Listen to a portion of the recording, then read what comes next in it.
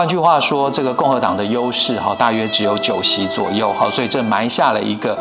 结构性的一个因素。他们呢就提出了非常多的这个删减支出的一个要求，甚至呢不惜做出了这个让联邦政府关门的这样子的一个态势哦。你等于是提供了这个子弹弹药给这个拜登政府继续去推行做他们想要做的这个行政上面的一些事项所以最后麦卡锡就遭到了罢免。是。在月初小选席台的同时，美国政坛也遭受到了风暴。10月3日，美国众议院议长麦卡锡惨遭共和党提议罢免，然而任期不到1年，也成为了美国史上首例。今天我邀请到了政大外交系教授卢业宗老师来跟我们分享一下麦卡锡究竟是怎么遭到罢免的，美国政坛的未来又会发生什么样的改变？那我们欢迎卢老师。主持人好，各位朋友大家好。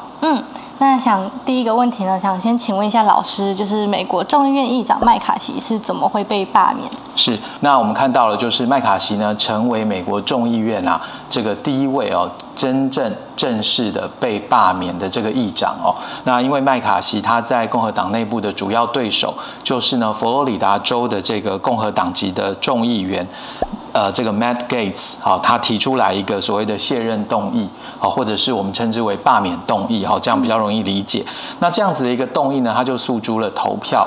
在众议院投票的过程当中呢，获得了所谓现任的少数党，也就是民主党他的议员208席的支持，然后呢再加上了8位共和党保守派议员的倒戈，也支持这样子一个动议，所以最终呢麦卡锡呢他是以216票比210票这样子的一个比数呢，最后通过了他的一个罢免案。不过为什么会被罢免？然后是不是也算是美国共和党内斗之间产生的一个结果？那我这边大致把它分为3点来跟各位做一个说明。我想首先第一点呢是2022年美国期中选举的一个结果。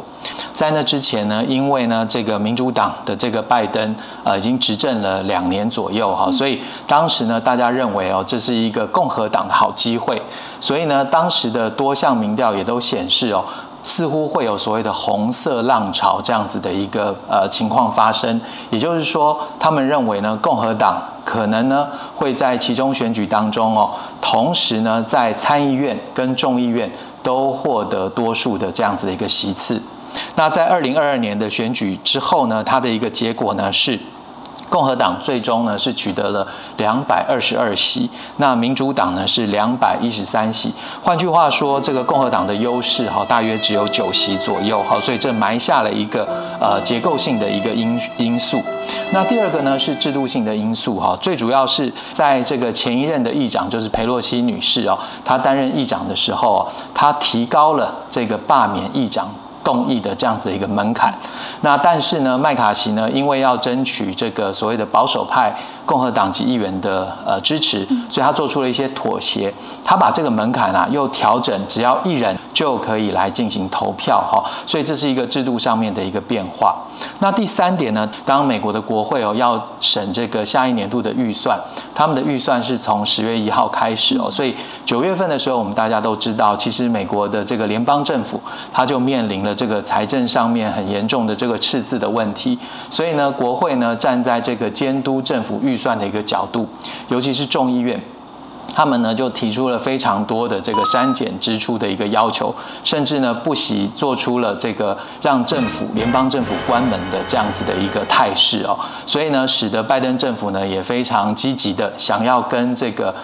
共和党的议员来取得一些妥协。在过程当中，麦卡锡呢，他确实最后呢是跟拜登政府达成了部分的这个协议就是呢让这个联邦政府可以继续在接下来的45天当中，还是可以来这个动用相关的这个经费哈。但是呢，这个协议通过之后啊，很自然的它就引起了共和党籍议员的不满，所以呢，他们对于麦卡锡呢就觉得说，哎，你怎么可以通过这样子不一样意见？对你等于是提供了这个子弹弹药给这个拜登政府继续去推行做他们想要做的这个行政上面的一些事项哈。那同样的，民主党内部也认为这个麦卡锡在谈判的过程当中啊，因为针对预算，他设定了很多的这些限制。那民主党就觉得说，哎，你这个是绑手绑脚其实也并不利于国家发展。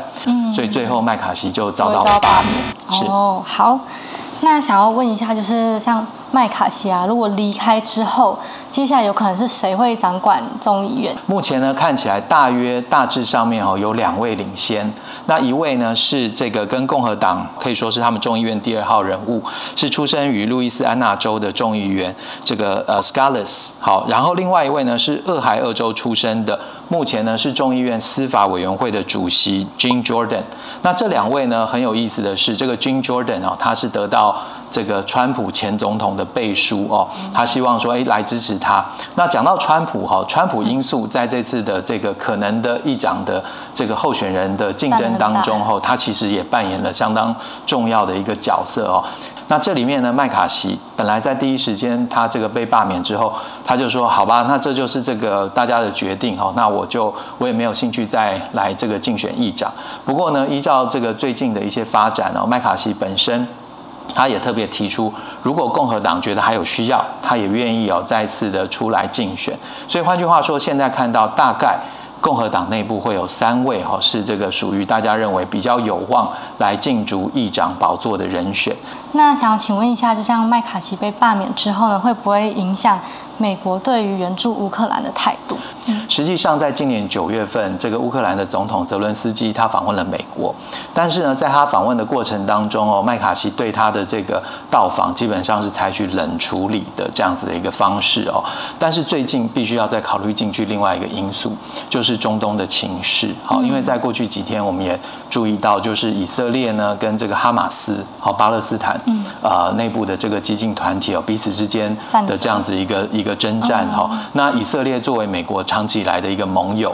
那拜登政府想必是要持续的援助以色列，而且呢，实际上在奥巴马政府时期2016年的时候，美国呢当时有通过相关的这个法案，那预计以10年的时间，总共要提供380亿美元的这个军事上面的一些援助给以色列所以在这个过程当中，拜登政府当然是持续的在这个兑现相关的这个承诺，但是呢，再加上目前中东情势的一个变化那到底这个后续美国尤其是行政部门跟国会之间对于援助乌克兰、对于援助以色列，它到底抱持一个什么样的态度？我觉得这是大家目前关注的一个焦点。